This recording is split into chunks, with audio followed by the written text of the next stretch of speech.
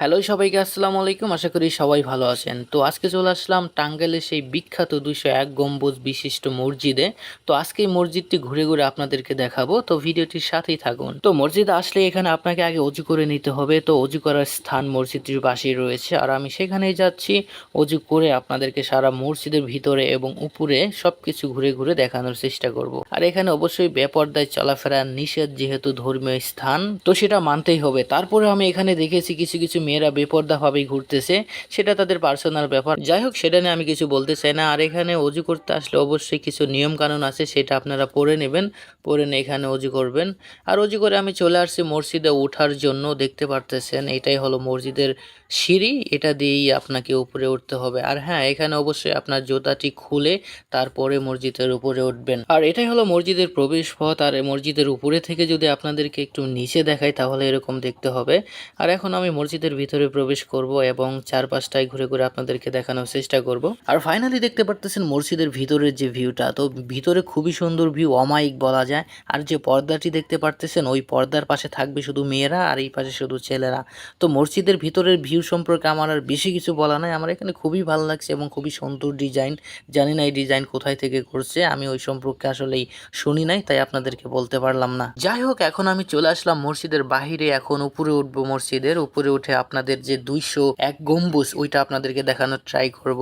আর মসজিদের পাশে যেন এগুলো কি আমার সঠিক ধারণা নেই, তাই এখন আমি উপরে উঠবো। আর এটাই হলো উপরে ওঠার সিঁড়ি। আর এই সিঁড়ি বয়ে আপনাকে উপরে উঠতে হবে এবং দেখতে হবে ২০১ গম্বুজ। তো চলুন আমরা এখন উপরে ওঠা শুরু করি। আসলে উপরে উঠতে উঠতে আমি হাঁপায়েই গেছিলাম, অনেক উঁচু। এই যে আপনারা দেখতে পারতেছেন বিশাল উঁচু, অনেক ঘুরে ঘুরে আপনাদেরকে উঠতে হবে। এবং হ্যাঁ, আমি উপরে উঠে পড়েছি। প্রায় আরো একটি ধাপ আছে উপরে ওঠার, সেখানে উঠবো। তো উপরের থেকে যদি নিচের ভিউটা আপনাদেরকে দেখাই তো এরকম দেখা যাবে। আর এগুলো হলো সেই গম্বুজ যার জন্য মসজিদের নাম করা হয়েছে ২০১ গম্বুজ মসজিদ। তো এখান থেকে আপনাদেরকে ভালোভাবে দেখাতে পারতেছি না, আমি আরো উপরে উঠবো এবং উপর থেকে সম্পূর্ণ ভিউ আপনাদেরকে দেখানোর চেষ্টা করব। আর ফাইনালি উঠে পড়েছি আমি মসজিদের একদম উপরে, এর থেকে আর বেশি ওঠা যায় না।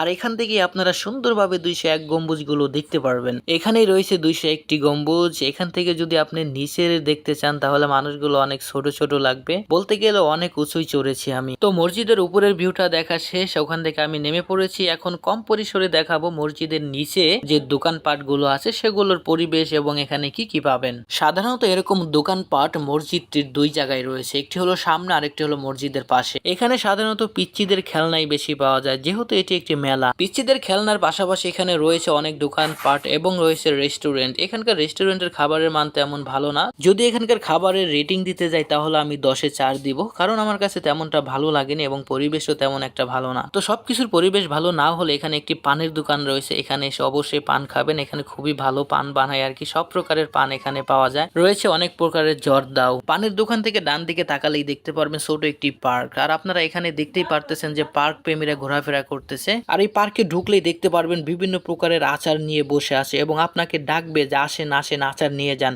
তবে ভুল করে ওই আচারগুলো কিনবেন না, কারণ এই আচারে রয়েছে অনেক প্রকারের পোকা মাকড় স্যাঙ্গা। আমি 200 টাকার আচার নিয়ে মনে করেন 1 টাকারও খাইতে পারি নাই, দেখেই তো বমি চলে আসছিল। যাই হোক, এটা আমার পার্সোনাল অপিনিয়ন, আপনারা চাইলে এখানে আচার খাইতেই পারেন। এখানে আরো রয়েছে পিচ্চিদের বিভিন্ন প্রকারের নাগরদোলা। এখানে শুধু পিচ্চিরা না, চাইলে কিন্তু আপনারা উঠতে পারেন। যাই হোক, এটাই ছিল টাঙ্গাইলের ২০১ গম্বুজ মসজিদ ঘুরে আসার অভিজ্ঞতা, আপনাদের সাথে শেয়ার করলাম। আশা করি ভিডিওটি ভালো লেগেছে। অবশ্যই ভিডিওটি ভালো লাগলে শেয়ার করে দিবেন অন্যকে দেখার জন্য। ধন্যবাদ সবাইকে।